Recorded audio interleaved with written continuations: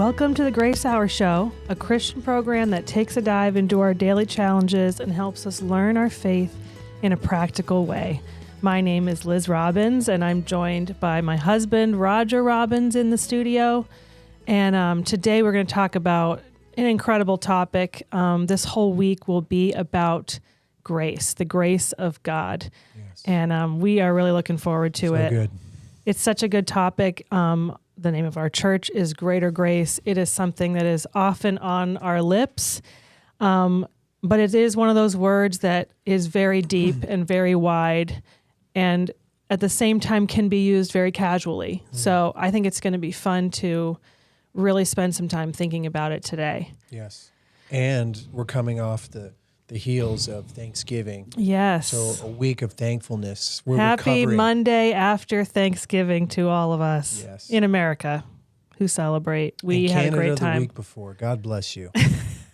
So Our dear Canadians. we're like blessed out of our socks and so thankful for everything. And that's leading us into grace. So Yes. what are we going to do today? We're going to give us the outline, Liz. Yeah. So the way we want to go about it today is really just give people just an understanding of the definition of grace in a simple, practical way, hopefully for those who haven't considered it in a while, and maybe just a fresh take on that.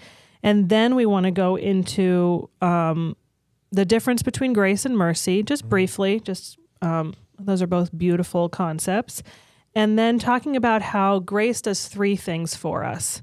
Grace saves us, grace keeps us, and grace teaches us. So we want to talk about grace in the story of salvation for us, and then also in our practical lives as believers. So that's going to be our show. I think it's going to be great. We're going to try to cram this in 42 minutes. Yeah. 41 minutes. Yeah. Here we go. We're so good at that. God have grace upon us and mercy. To start with, we want to define it, and we know that the Bible being our source, I think it's interesting to note that when we were thinking about it today, guys, we're reminded again what the word is in its context outside of the Bible versus its context in the Bible. I think that's very clear. And I think it's really relevant that we say grace on the outside of the Bible, grace apart from God is, I think of it this way, our experience when we were on the mission field, we would explain it to another culture, another people group, and another religion. And their idea of grace was, I do something for you that is a favor, that is, beyond what needs to happen. Yeah. But I do it so that I can request another favor from you. Yeah. So I will do something above and beyond the ordinary so that I can come to you and get a favor in return. So it's kind of like this horizontal, a man and a mankind kind of like you scratch my back, I'll scratch your back. Well, I think it's also if somebody's gracious, that's a great virtue to have. I think, like you said, even outside of Christian thinking, the Bible, if somebody's gracious, that's a wonderful thing. But generally speaking, if I'm gracious towards you, it's kind of understood that you should repay me in kind, you know, and that is very much the way the world works. Right, it's the mind of man. Yeah, it makes more sense to us. It's very, it's a formula. Math. Yeah, it's pretty good math for us, and we keep track, and good friends are those who are, gracious towards us, loving towards us. And then if we're a good friend, then we are gracious towards them and loving towards them. And it's transactional. And I think most things in the world are transactional. But grace is not, right? Yes. I mean, the what we want to talk about today, this biblical, or what we would call divine grace, God's grace, is not transactional. Right? So now let's define it biblically, and it's really God became a man and dwelt among us. So God became a man and personified, took on that flesh and dwelled among us. and revealed his grace and his truth to us. So now we have like a working definition based upon what God did, God coming to the earth, which is, first of all, beyond the ordinary. And I think that's how we can define grace. It's an act that goes beyond the ordinary of what might be expected. So think about that. Like in all religions, in all of humanity, we look at God, those who believe in God, as that we must get to God. What is above or extraordinary is that God would come to us. Yeah. That is grace. Yeah. If you look at just the basic definition of the Greek word, it really is pretty short, and it is God's favor. It is his undeserved kindness. Yes. So I think most people have heard that grace is something undeserved. Yeah. But unmerited favor. Yeah, unmerited favor is maybe, what you've heard. And I think that it is amazing how quickly we forget that. Like right. It's amazing. And it's because it does so much go against our wiring, which is this more transactional thing. But what you're saying is that it's extraordinary. Yeah. So to go a little further, because we should paint the picture here. Yeah. So if we're going to say that the Bible has this charis, this grace has now elevated. Charis is the Greek word for grace. For grace. Yes. So it was this word before Jesus came. I mean, in eternity past, it always was and always is and always will be. But I mean, in the sake of like history and society, until Jesus came and revealed himself and shed his blood on the cross and rose again, and the Holy Scriptures breathed through the Holy Spirit say grace, right? Yeah.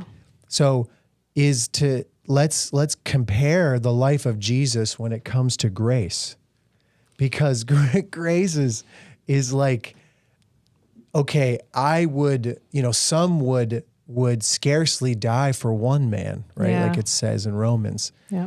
But grace comes and dies for his enemy. Jesus comes and does the extraordinary. Yeah. And the way I read it, I was reading Kenneth Weiss. Kenneth Weiss is a great theologian and a Greek scholar of the New Testament. He just treasured the New Testament and the Greek language, and he brings out this amazing principle, and he reminds us that like Jesus, he does the almost the opposite or the radical, the unexpected thing when it comes to grace, and that's why it's elevated and gone beyond man's version or man's version of charis, this grace. And he goes, I'm going to die for the unlovely. I'm going to die for the sinner. I'm going to die for my enemy. So charis, which was, I'll die for you. I'll do something for you, my brother, my sister, my family member, maybe even my cousin. I'd go as far as my cousin, like within an arm's reach. Yeah. But now Jesus comes, and that's what we're saying, is that when we look at Scripture, the word is elevated to an incredible, deep, rich understanding. So we should point there. And so Kenneth Weiss brings this out, and I want to read this. First John 3. Okay. It says, see, 1 John 3:1, it says, see what kind of love the Father has given to us. See what kind of love. In the King James, behold what manner. Behold what manner. And Kenneth Weiss brings this out, that if you look at that Greek word, when you think about this beautiful phrase, behold what manner, the real idea behind it is we are looking at something that is foreign. Yeah. Like the idea is that man is looking at the love of God through sending his son, and he's seeing something so foreign. This idea of going to the cross. Like, what kind of love is this? Yeah, it's like, no, this is contrary to everything I think. and it's contrary to all my math. Yeah. And it's throwing off all my equations. Yeah. What's going on? Behold this manner. It's like, what manner of, or what foreign kind of love is this? Yeah. You know? I love that. So it's like, and I love that he brought this out, and it's like it's so foreign to the human race. And I think that's a good word to kind of like define this grace of God. I thought that when we were talking about this, it's amazing how much it connects to last week's topic about the love of God. Because we talked, it was about loving God with all your heart, mind, and strength, last week's episodes, which were awesome. And we chose to look at why we should love God. And we were talking about how love is sourced in God, that God is love. And it's what makes him unlike everything else. And it connects so much to his grace, because we read that he expresses his love towards us through his grace. Like, his grace is really his love being expressed towards us.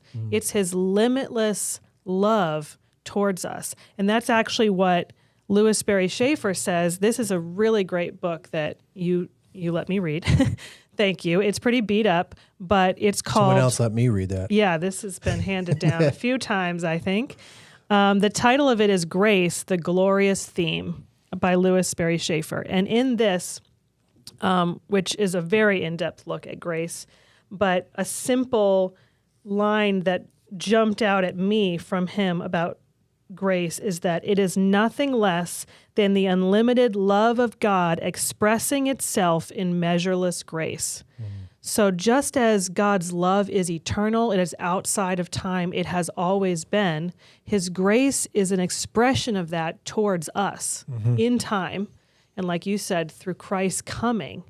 But I love the connection. And I think it's important when we talk about grace, like this distinct type, this divine grace, this grace of God, it's coming from outside of our world. It is foreign. It genuinely does not fit into the world system of give and take, good and bad, right and wrong. He comes in, and even like the idea of karma, like karma works so much better for us. We're like, karma is like, if I'm good, good things are going to happen to me. And if you're bad, bad things are going to happen to you. And that fits a little bit more into our kind of like transactional way of thinking. Right. Most religions do. Yeah. Right. And that is the opposite of grace. Grace is, you are all bad. Right. You all do not Isaiah deserve 64:6. Yeah. Right.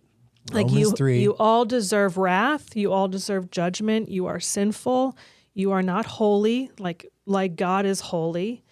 And yet, God, who is rich in mercy and in grace, decides to, while we were still sinners, come and die for us. This is like foreign grace. It is. And let's mention this. This is very cool. This word, this like outside of our solar system, outside of our universe, can't even begin to comprehend it, came to Mary, right? In Luke 1:29. Remember, she said she tried to discern what sort of greeting this was to be, you know, that angel Gabriel would come and say that, you know, through you, Jesus Christ